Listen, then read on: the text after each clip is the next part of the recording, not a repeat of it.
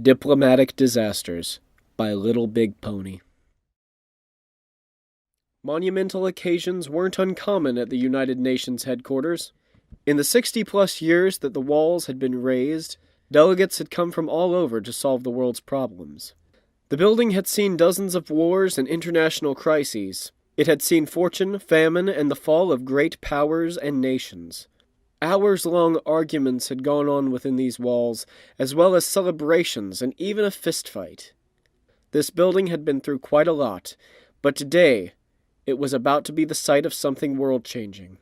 Almost a month ago, a group of Russian scientists, driven almost to madness by vodka and Knish, had accidentally opened a portal to another plane of existence. It was a strange world, with creatures that were straight out of the old storybooks, a place ruled by magic, harmony, and 4 seemingly immortal beings of terrible power. As soon as news had gone out, the world had been shaken to its core. There had been riots, marches, parties that spanned whole cities. Churches and other holy places were filled to bursting with the faithful who feared the unknown. Humanity was no longer alone, and no one had any idea how to take the news. Talks with the beings on the other side of the portal had been deliberate and cautious. A team had been sent through, with the intent to set up negotiations. After much argument, it had been decided that the team would go unarmed as a show of faith and goodwill. The quadrupedal creatures, who preferred being called Equestrians or ponies, had none of the caution that our side had. In fact, the orange pony that found them wandering through the apple trees had been more friendly than concerned. After much work, today would be the day that the first equestrians would make their way through the doors of the United Nations to speak. The entirety of the UN Council was in the building, speaking to all 4 equestrian princesses. No one was allowed in under any circumstances, and not only was the building crawling with guards, but there seemed to be a pinkish tint in the air, as if one of the ponies had placed a spell around the surrounding area. None of this dissuaded the hundreds of reporters, bloggers, and protesters that had been standing outside the building since the day before. All of them knew that the story of the century was just through the UN doors. If they could get through them and speak to one pony, they would be famous. Unfortunately, there were many men with guns and sour attitudes barring them from the doors, and the windows, and even the sewer system. But even so, the group was a resilient bunch. If they couldn't ask the equestrians any questions yet, they could shout them at the men with guns until they said something. Until the mayor called the National Guard to physically remove them, at least. We want answers! What is being talked about? Do these creatures intend to invade us? Down with the unclean creatures! Down with them! Jack, from the Daily Press, do you have anything to comment on, sir? Can they speak our language? What do they eat? Have you seen their teeth? Do they levitate 2 feet off the ground when they move? Woo! New York City, baby! The guards stood grimly at their posts, ignoring any and all questions. Many looked less than pleased with the situation that they were in, but all knew that they had to hold firm. If they showed a hint of weakness, of hesitation, of an iota less vigilant than they should have, the crowd would swarm them. So they would just stand there, at the ready, and let the reporters tire themselves out. It would have been a fine plan, too, if it weren't for the fact that a 3-foot-tall light green unicorn stepped through the front doors and stepped outside. "Ooh, I'm glad to get out of there," she chirped with a little hop, taking a deep breath. "I feel I can only take so much talking for so... hello, every pony?" The bodyguards froze. The reporters froze. The birds that had been flying overhead paused mid-flap. All of them stared at this pony, who was looking around at them innocently. "Did I come through the wrong door?" she asked. The guards braced themselves, waiting for the charge of bodies. To their surprise, however, that charge never came. The reporters, the bloggers, the protesters, and the naysayers just stared at the mayor with varying looks of astonishment. One of the guards, deciding to take advantage of the crowd's lack of activity, opened the front door. Ma'am, please go back inside. It isn't safe for you at the moment." The unicorn blinked. "Not safe? How come?" "Please, ma'am, before the crowd becomes excited," the guard said, placing a hand on her back and half leading, half pushing her through the door. He had just managed to shove her back inside when the crowd finally woke up. "Wait, please!" a man yelled. "Ma'am, miss, could you answer a few questions?" "Questions? Sure. As long as I don't have to go back and deal with the horse apples happening in there, she said. Though the guards tried to shove her inside, whispering warnings in her ear, she ignored them, walking past the row of guards to face the reporter. I'm Lyra Heartstrings, she replied, giving him a wink. It's nice to meet you, good looking. Now what you want to ask me about? The reporter nervously cleared his throat, realizing that every eye was upon him. I'm Nathan Yultzia from the Jersey Post. Mrs. Heartstrings. I was wondering if you'd like to tell us a little about yourself, and what you ponies have in store for humanity. Lyra nodded, blowing a bit of her mane out of her face. She looked out at the reporters with a happy grin. Licking a hoof, she ran it through her mane and cleared her throat. Well, I'm Lyra, like I just said, she told him. And today I guess I'm here because one of the princesses was nice enough to ask me to come and stuff. She paused, her nose scrunching up. Rocking from side to side, she tapped a hoof against her chin. And we want the same things you want, she continued. We want to come together, not just financially and economically, but as friends and allies or something like that. Lyra shifted back and forth, her tail flicking from side to side. A lot of us on the other side of the portal are just as curious about you guys as you are about us. And we'd really like to get to know you all better, speak with you, share experiences, maybe even play a board game or two if you folks are into that. Some laughter came from the reporters as they listened intently to the unicorn, diligently trying to write down every word she said. Lyra seemed very much to enjoy the attention. The unicorn was practically beaming as she continued. We want to also let you know that we're not some weird, otherworldly monsters that want to steal your sweets or your pants. We might look a little different than you, and you might be a heck of a lot taller than us, but we're a lot more similar than you think. Lyra's smile diminished. She looked behind her before looking back out at the crowd. I think that's it. Hopefully that answered your question, Candy Flakes. Before everyone could start shouting their questions, one of the people in front, a tall, red-headed woman, was quickest on the draw. Mrs. Heartstrings, Leanne Tyler from the Tribute here. Can you tell us how your princesses plan to earn our trust? Oh, well, the princesses were going to ask if your country's representatives to our world could live in Equestria for a little while. Leanne Tyler grinned, already feeling the weight of her Pulitzer Prize in her hand. So you want people to come and see what Equestria's like? Yep, Lyra said with a nod. How many representatives do you want? Not that many, just a couple, I think. 20 or 50 tops. Heated whispering broke out amongst the crowd. Mrs. Heartstrings, Lou Johnson from the Political Highliner blog, a chubby young man called, raising his hand. Why would you want to do something so quickly? Have your princesses considered the negative effects that humans could have on your world? I'm pretty sure the princesses don't have the whole idea ironed out, cutie, Lyra replied with a wink. They do still need to do some research.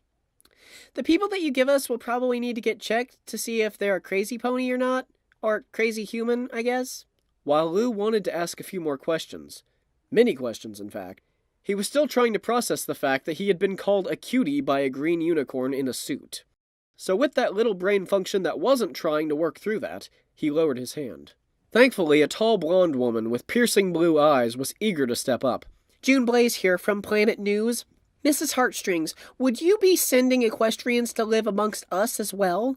She asked, pointing a recorder toward the unicorn. If we were ever able to work out such a thing. Oh, of course, Lyra said, turning her attention to the woman. I'm sure we'd have a bunch of mares that would love to come over. And what would the purpose of this exchange program be? June asked. Just to show you all how we ponies do things, Lyra said with a toss of her mane. And I'm sure it'll help a lot of nervous ponies if they saw a real-life human and got to talk to one. Just like I'm sure some of your nervous mares and stallions would benefit from seeing a pony. So it would just be to ease public fear? Well, no, Lyra said, looking away from the woman. They'd be exchanging ideas. We'll show you how our magic works, and maybe you could show us how to get some of those big metal cars to work. And other things. A short black gentleman raised his hand. And what might those other things be, Mrs. Heartstrings? He asked. Well, since the princesses said you guys have a bunch of males running around, you're probably going to send a couple, Lyra said, inspecting her hoof. And one or two of them might be adventurous. One thing might lead to another. She trailed off, looking up at the crowd, tapping her hooves together. The reporters, none of them stupid by any means, were able to connect the dots. And when they did, each reacted differently. Some awkwardly laughed. Others looked shocked, while even more looked outraged and disgusted. One of them, an angry man in his late 50s, pushed through the crowd to stare at the mayor. "Are you insinuating that our peoples would copulate?" he demanded, not bothering to keep the anger out of his tone. "I'm not saying that any pony would specifically, Sugar Daddy," Lyra said. "I'm just saying that things like that might happen. The right mare might come along, put a few drinks in one of your stallions, they might get to talking, and she might manage to get his pants off and ride him off into the sunset, if you know what I mean." Gasps erupted throughout the crowd. Some of the more delicate people in the crowd dropped to the floor out cold. Others could be heard laughing heartily. All the while, the ever-present sounds of notes being scribbled and typed could be heard. The man took a step back, his face twisting in disgust. "I don't know who the hell you think you are, but if you think you could just talk vile filth like that—" "Vile?" Lyra said, her nose scrunching up. "What's vile about it? All I'm saying is there might be an adventurous human out there that might look at a pony and think to himself, yeah, I could hold hoofs with that filly in public. I'd even make her sandwiches and eat her out on weekends if she asks." "Lecherous creatures," the man said, his face reddening. "What? Do you humans have something against making sandwiches?" Lyra asked, cocking her head to the side. "Because that's fine, baby. There's mares out there who would make you sandwiches whenever you want. They'd give you sandwiches, back rubs, they'd listen to some horse apples about a coworker that you don't like, all that." She gave him a wink before looking out at the crowd. "I mean, just look at you all, tall with cute little eyes and button noses. I don't know how I'm keeping my hooves off myself, to be honest." Someone opened their mouth to say something, but Lyra continued unabated. "It doesn't help that every human stallion I've seen has been wearing socks, and those weird grabbers of yours. It's like your whole race was built to tease any hot-blooded mare." She pointed toward an Italian man. "Look at him. You can tell at a glance he's into some weird horse apples that would drive some gals back in town nuts." She looked over toward one of the bloggers, a look of hunger coming into her eyes. "And what about this cutie right here? I bet he's thinking about hopping through that portal and bagging himself a mare right now." "Well, don't you worry, you pale, red-maned hunk.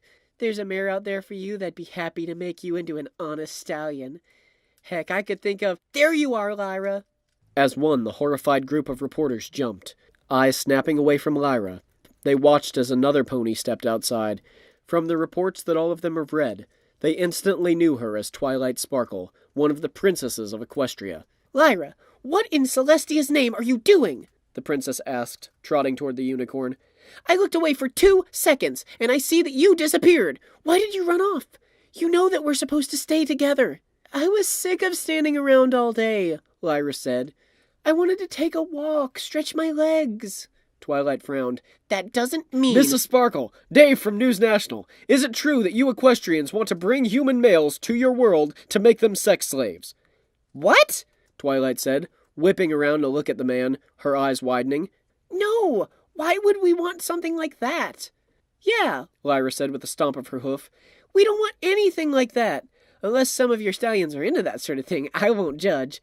"Mrs. Sparkle, do all equestrians love human males?" "Do stallions want our females too?" "What do your reproductive organs look like?" "Mrs. Sparkle, have you copulated with a human yet? Do you want to?" A blush coming to her face, Twilight looked over at Lyra. "Lyra, what in Celestia's name did you tell these people?" Lyra's muzzle scrunched up in thought. She looked down at the ground, letting out a hum. She smacked her lips together. I'm gonna be honest with you, Twi. I can't think of a good lie right now," she said. "So I'm going to tell you the truth. I'm going to tell you, and every pony here, the truth." Taking a deep breath, Lyra drew herself up. "Fillies, gentle colts, please lend me your ear." "Lyra," Twilight said, taking a few steps toward her, "you know how important— When I was a young filly, I had a dream," Lyra said, raising a hoof in the air. "To most it would have seemed like a dream so filled with Pegasus droppings that had come out in my years. Lyra, I didn't want to be a princess or a member of the royal guard. Being a porn star was my plan B dream, but we're not here to talk about that. Unless you want to, and you have some pony that can help make that dream a reality." Lyra winked at one of the reporters, who, after looking around, gave the unicorn a discreet thumbs up. "My real, grade A, heartfelt, and other mushy stuff dream was to have a stallion of my own. I wanted a colt to come home to every day. I wanted one to smooch and buy things for. I wanted to walk through the door every day to a smile, a hello, honey, and a kiss on the cheek. And sure, as I got a little older, the dream changed a bit. I acquired some tastes that may or may not involve chubby colts and ice cream and cameras. While he's wearing this cute little outfit with crotchless underwear, she trailed off, staring into the distance. To some of the crowd's alarm, they all watched as a trail of drool began making its way down her lip. Thankfully, Lyra didn't stay in her stupor for long, giving her head a shake. I've always had this dream. A dream that a lot of fillies have. And a dream that they really never have a chance of seeing. I mean, look at Twilight over here. She's a princess. And she's never even been kissed by a stallion before. Hey! Twilight said, reddening. I have two. I've kissed a bunch of stallions. Really? What does... But now there's a portal open full of sock-wearing, grabbers-having stallions, Lyra said, throwing both hoofs up in the air. Now mares like Twilight can finally find some pony that will give her all the kisses she wants. And I'll have some cute colt that'll sit on my face. She looked over to Lou. Like Sugar Daddy over here. I'd love to motorboat those cheeks every day of the week. Twilight, who had now had enough, picked up her friend with magic. Hey! Lyra cried, wiggling her hoofs. Put me down, Twilight. I'm not done with my speech. This is the last time I take you anywhere, Twilight grumbled. She looked up at the reporters, trying to think of something to say that would excuse her friend's inappropriate and inexcusable behavior. She, of course, failed spectacularly, and after a few moments' thought, figured that it would be far more prudent to let Princess Luna and Princess Celestia smooth things over. Excuse me, I'm sorry about Lyra. With that, Twilight quickly made her way toward the exit, Lyra thrashing around the whole time. Can we have a few men? A couple hundred is all I'm asking, Lyra yelled. That's not too much, right? You could spare a couple thousand when you have so many. Please, not just for me and Twilight here, but for mares everywhere. Twi, put me down right now. You were talking about seeing if you could get a harem of these colts, you bucking hypocrite. You told me nasty things you wanted to do with them. You told me! Twilight, who could clearly be seen blushing by every pony with eyes, quickly disappeared outside of the building. Lyra, doing everything that she could to stay in the room, grabbed the edge of the doorway. Frowning, Twilight tried to pull her off, but Lyra held on with all her might. The door groaned in protest. Bowing slightly from the strain, Twilight tried again, tugging a little harder, but the unicorn would not be moved so easily. Let us touch your butts! We promise that you'll like it! Once you go, pony, you'll never go back! We ain't nothing but mammals! With a magical yank, a yank that took some of the door with her, Lyra was pulled into the building, disappearing from sight. Silence descended upon the room, as everyone processed what had just happened. In this process, many puzzled over various questions in their minds. Had that really happened? What would this mean for them, their countries, and the world itself? Did a unicorn just come in and hit on them? What was life, really? What were they going to tell their children when they came home in the next few days? Finally, someone from the back broke the silence. I'd smash it.